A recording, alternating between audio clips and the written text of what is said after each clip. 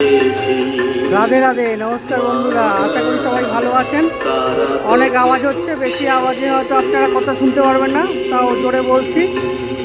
কালকে একটা বিশেষ দিন, কালকে জগন্নাথ দেবের স্নানযাত্রা। সেই উপলক্ষে আমাদের কৃষ্ণপুরে এখানে আদ্যামায়ের মন্দির প্রতিষ্ঠা হয়েছে। কালকে উদ্বোধন, সেটাচ্ছি দেখুন। দক্ষিণেশ্বরের রামকৃষ্ণ সংঘ আদ্যাপীঠ পরিচালিত কৃষ্ণপুর শাখা ব্রহ্মচারী মুরাল ভাই উনি প্রতিষ্ঠান করছেন। এটা একজনের জমি ছিল, উনি দান করেছেন, তারপরে এইখানে আদ্যাপীঠকে দান করেছেন। আদ্যাপীঠকে দান করার পর এখানে একটা আমাদের আদ্যামায়ের মন্দির বিশাল বড় স্থাপন করা হয়েছে। আপনাদের লোকেশনটা ভালো করে দেখানোর জন্য বাইরে যাচ্ছে, লোকেশন দেখুন। এই মন্দির খুব সুন্দরভাবে সেজেছে। আমি যদি লোকেশন বুঝাতে যাই ভালো করে আপনাকে, আমি ভালো করে বুঝাচ্ছি দেখুন। লোকেশনটা আপনারা বুঝতে পারবেন। এই সোজা এদিকে যাচ্ছে, এদিকে আগে যে রিবকের দোকানটা ছিল অনেকে চিনবে, রিবকের নাম করে। রিবকটা এখন বন্ধ হয়ে গেছে, নিচে একটা পার্লার খুলেছে। আর অনেকে এখানে চেনে ব্যাংক অফ বরোদা নামে। ব্যাংক অফ বরোদার যে কৃষ্ণপুর ব্রাঞ্চ, সেটা হচ্ছে এইখানে, এই সোজা ব্যাংক অফ বরোদার কৃষ্ণপুর ব্রাঞ্চ, ওর পাশের গলি। ঠিক ডান দিকে ব্যাংক অফ বরোদা, বাঁ দিকে হচ্ছে বন্ধন বিয়েবাড়ি হল, তার পাশেই। এখান থেকে এসে আমাদের এই সোজা রাস্তা, এখান থেকে এসে এই হচ্ছে আমাদের আদ্যামায়ের মন্দির, কৃষ্ণপুর শাখার আদ্যামায়ের মন্দির স্থাপন করা হয়েছে এখানে। খুব সুন্দর একটা মন্দির, দেখে খুবই ভালো লাগছে। কৃষ্ণপুর শাখার আদ্যাপীঠ মন্দির।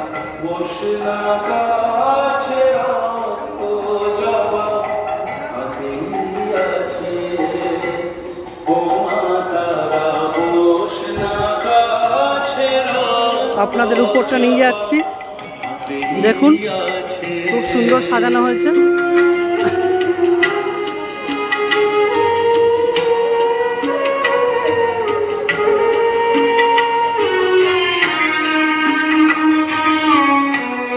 নিচে ফুলের কাজ হচ্ছে, আমরা উপরে যাচ্ছি দেখুন, সিঁড়ি দিয়ে উঠছি।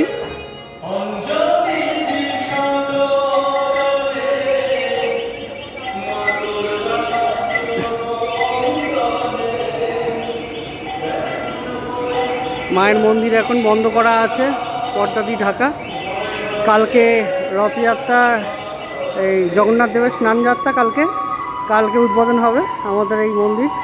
এখন বন্ধ করা আছে। এখানে সব গুরুদেবরা, সন্ন্যাসীরা ঘুরে বেড়াচ্ছে, কালকের প্রস্তুতি নিচ্ছে।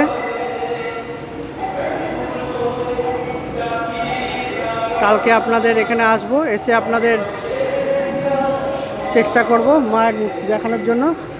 লাইভ হোক বা ভিডিও হোক, যেভাবে হোক দেখানোর চেষ্টা করব। খুব সুন্দর ব্যবস্থাপনা, অনেক বড় হল, অনেক বড় হল।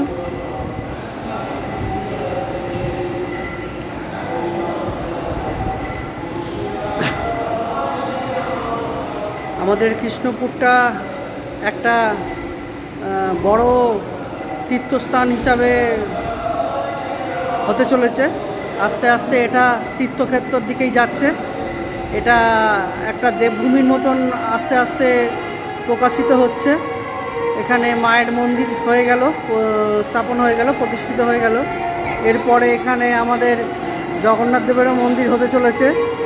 তো সবার কাছে প্রার্থনা করব, আমরা যেই জায়গায় বাস করি, জায়গাটার নাম, পুরাতন নাম হচ্ছে কৃষ্ণপুর।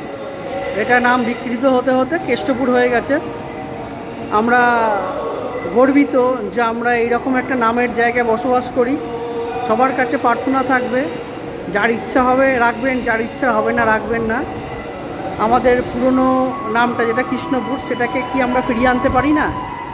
আমরা এই কেষ্টপুর বলি, এটাকে না করে কৃষ্ণপুর নাম যদি আবার ফিরিয়ে আনতে পারি, তো প্রত্যেকটা ভক্তি শ্রদ্ধার মানুষ বা নাস্তিক মানুষ যারাই আছেন না কেন, অন্তত জায়গাটার নাম স্মরণ করে একবার ভগবান শ্রীকৃষ্ণের নাম স্মরণ করতে পারবে সারাদিনে একবার হলেও।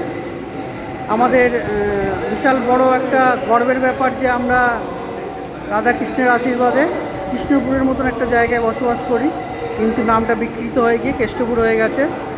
তো প্রার্থনা করব সবার কাছে পুরনো নামটা ফিরিয়ে আনার জন্য।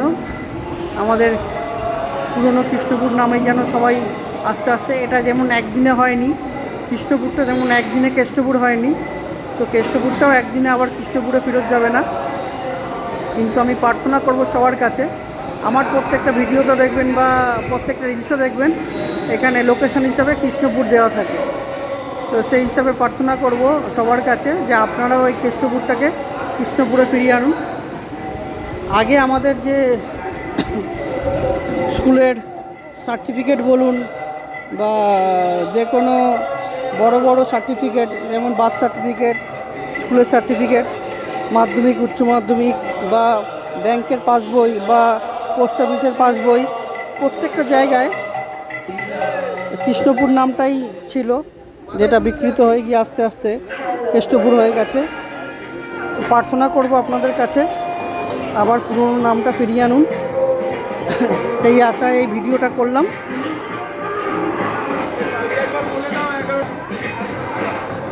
সবার মঙ্গল করুক, সবাই সুস্থ থাকবেন, ভালো থাকবেন। কালকে উদ্বোধন, প্রাণ প্রতিষ্ঠা হবে এখানে ভগবানের। তো কালকে আবার দেখা হবে।